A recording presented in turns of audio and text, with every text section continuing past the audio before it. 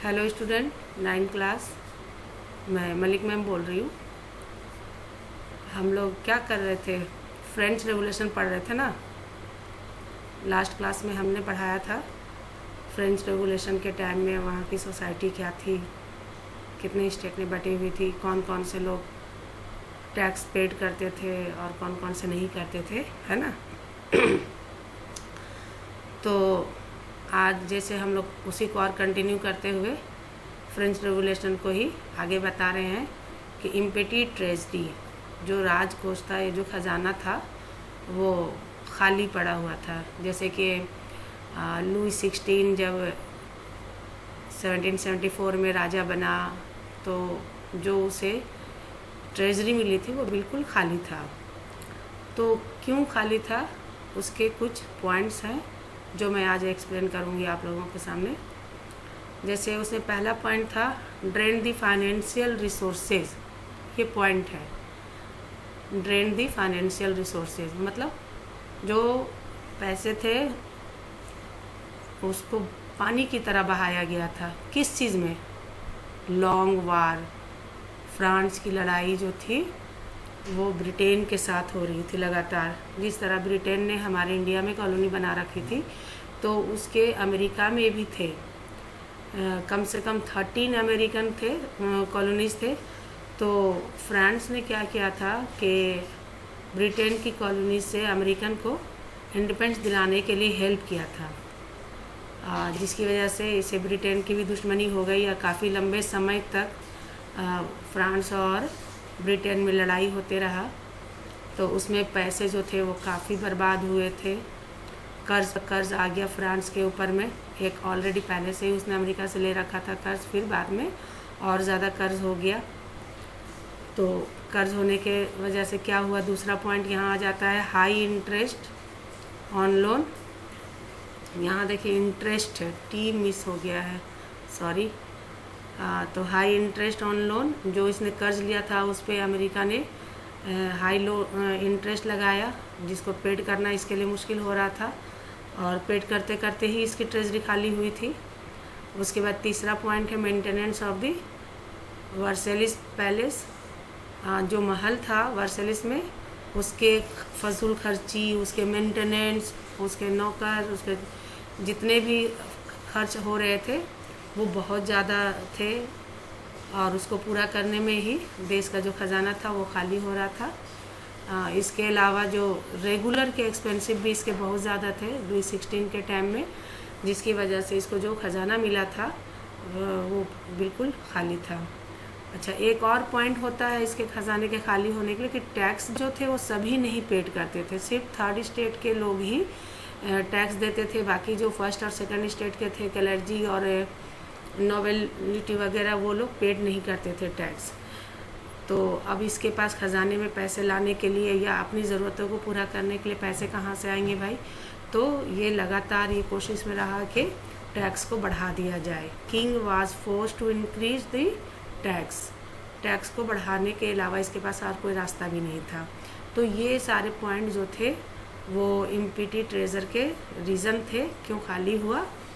और ये सारे जो इम्पीटी ट्रेजर हुए या उसके बाद जो अभी ये टॉपिक है सबसिस्टेंस द क्राइसिस, तो ये सारे हम बता रहे हैं आपको जो रीज़न थे फ्रेंच रेगुलेशन के।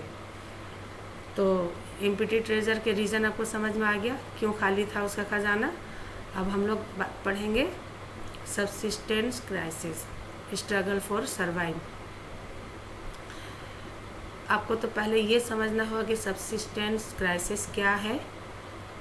जब इंसान की अपनी बेसिक नीड की ज़रूरत होती है और वो नहीं पूरा हो पाता है तो उसको हम लोग कहते हैं सबसिस्टेंस क्राइसिस। इसको डिफिनेशन अगर लिखना होगा तो इस तरह से लिखेंगे, subsistence crisis can be defined as an extreme situation where the basic means of livelihood are endangered.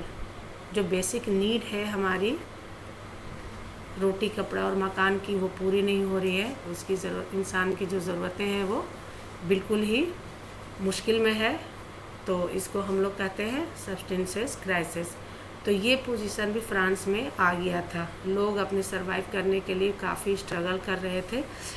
और इसका क्या कारण या रीज़न था, क्या रीज़न हो सकता है इस तरह के स्ट्रगल टू सरवाइव के लिए, या अभी जो मैंने बताया सबसिस्टेंस क्राइसिस, उसके क्या रीज़न थे, उसके भी 2-4 पॉइंट मैं आपको समझा रही हूँ यहाँ पे। सबसे पहला रीज़न था पॉपुलेशन इंक्रीज। जिस वक्त ये फ्रेंच रेवोल्यूशन हो रहा था 1715 से लेकर के 1789 तक, रैपिडली इसके पॉपुलेशन जो थे बहुत ज़्यादा इंक्रीज़ हो गए थे।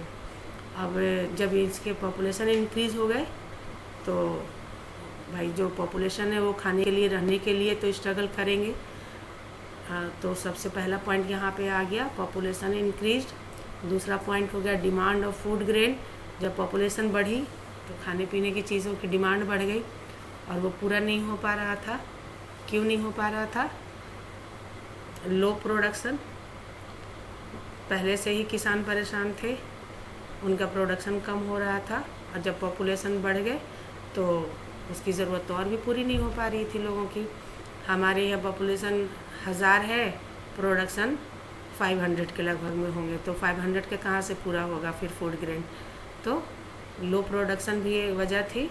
उसके बाद डिमांड ऑफ फूड ग्रेन लगातार बढ़ते जा रहे थे।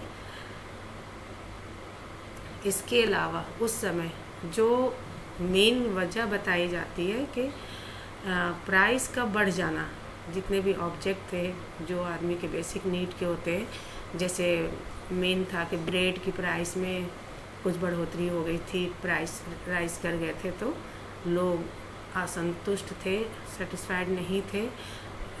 तो इसका वजह ये था कि चीज़ों की कीमत तो बढ़ रही थी, लेकिन जो वर्कर थे उनकी सैलरी नहीं बढ़ रही थी।